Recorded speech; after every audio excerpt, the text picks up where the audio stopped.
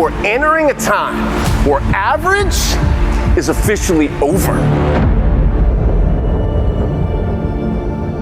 Our customer is changing, we're gonna change. We're gonna meet the customer where they are. But wherever they are, what we have to get back to doing is winning those moments of truth, winning those moments of human connection, turning those transactions into relationships through a valuable experience. That's our competitive advantage. Ryan is one of us. He is an expert in sales and leadership. This is that moment where deep expert sellers who can convey and teach complex solutions focused on customer value win and win big. But what it takes is the fortitude to challenge your customer, to push them out of their comfort zone. And he is going to challenge each and every one of us to think about, what kind of a leader am I? The reality is, yes, the pace of change is accelerating, but it's never going to be this slow again. That's where the opportunity is. And there is a particular approach to building teams, to leading communities, to influencing culture that can become the catalyst for hypergrowth. You are on that journey right now. It's the approach we write about in my new book. We call it human-centered, and you can see the data on the slide. Human-centered teams outperform traditional teams. They're more innovative, they get ideas to the market 2 times faster. Bottom line is they're better places to work. How many of you have purchased anything from Starbucks, let's say in the last 18 months? Raise your hand nice and high. Very addicted sales organization. We just proved that 95% of the coffee drinkers in this room consume coffee without any regard to price whatsoever. Customers do not buy on price. They will default to price in the absence of value, real or perceived, and a quality experience. That's on us. Honestly, it out-delivered everything.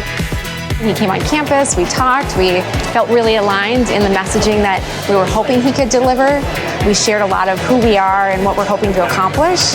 And he took that away, clearly studied it, because when he came in, tears, laughs, smiles, just hit everything with such great alignment, connection, and synergy. Leadership isn't a job, it's a responsibility. And it's not about us. It's about humility, contribution, commitment, service, love, and helping other people become the best they are capable of being. You know, when I asked, hey, how many of you have received the gift of extraordinary leadership? And every hand in this room went up. And the smiles, the state changed in this room because you felt the impact of what that person gave to you. That's beautiful. That's human-centered leadership. Who's sitting in a room like this would put you on their list? And what gifts are you giving away each and every day? I know that he's going to touch their heart, their mind, their soul somehow, some way. There's power in that, right? Like to show them something new, show them a different way. He finds a way to connect and resonate with them no matter what. And I guarantee you, it will change their life. You've all received the gift of extraordinary leadership. I have too. I've mentioned John, the best boss I ever worked for. He challenged me, he stretched me, he believed in me. Did what he did. He let me borrow his belief in me until mine caught up. He expanded what was possible in my own frame of reference and vision for my career, for my life. He would have fired me for underperformance, and I knew that and respected that I had a responsibility to contribute to something that was more important than my own individual career trajectory path. I'll never forget it. He had multiple engagements with us leading up to the keynote. And then above and beyond all that, he wanted to actually spend time in our business. He was engaging with guests. He was engaging with staff. And then what that does to the results of his keynote. There were people who were emotional. There were people who were in tears. But there were some tangible actions that they felt they could take. It was just an incredible experience. And a good value proposition, a sales story, it's three things. It's authentic, meaning it's a promise you can consistently make. It's differentiated. There's a lot of other choices about who I do business with. Why you? And it's compelling. Compelling enough to convince me to change or say yes. What is it that you do that the competition cannot or does not, that the customer covets and cannot live without? Why that message was so powerful today is that you can forget that really what is at the core of what we're here to do is to form a relationship, is to solve a challenge, is to understand our customer. So that message could not have been more relevant, more on point. Everything you need to accomplish all you desire in this work and all you deserve in your life is inside you. When it gets hard, and it will, when the adversity strikes, and it will, when the change and challenge has you overwhelmed, as it will, don't focus on the finish line. Take your next 3 steps and always hold the answer to this question close to your heart. Who are you running for?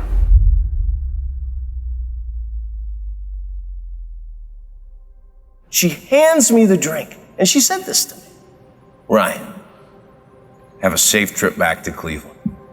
Go create some special memories with your family. Then when you come back through the Minneapolis airport, I want you to stop right here and tell me all about it. I was like, what the hell? I got about 20 feet away. I was a little overwhelmed, you know, and I just paused. Most people would rather be anywhere else in the world on Christmas Eve than in an airport serving coffee. Not her.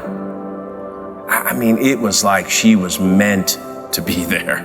So I had to go back. To go back and interrupt her. I said, excuse me, Lily. And she turns around, Ryan, is everything okay with the latte? I said, no. Latte is perfect, just like you said it would be. So I just had to come back and ask you, what is your secret to making such meaningful connections over serving coffee? She said, Ryan, I'm not serving coffee. I'm pouring happiness into people's lives. Yeah. She would have had no way of knowing this. But I was not in a good place. Flying back to Ohio that morning, it was going to be the last holiday I would get to spend with my dad. I will never forget that cup of coffee. When you choose consistently to show up as the best version of who you are, it gives you your best opportunity to meet people where they are. And you never know when someone needs you to be your best.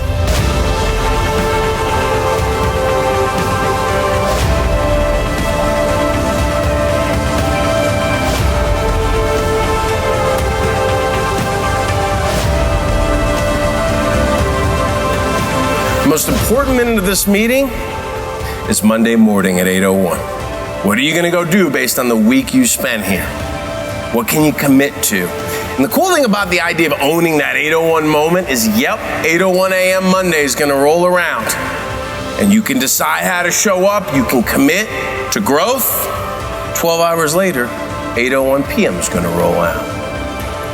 And if you show up there in service of others as the best version of you, 8:01 a.m., win the day, 8:01 p.m., pour into the people you get to love and the people that love you back. That's success.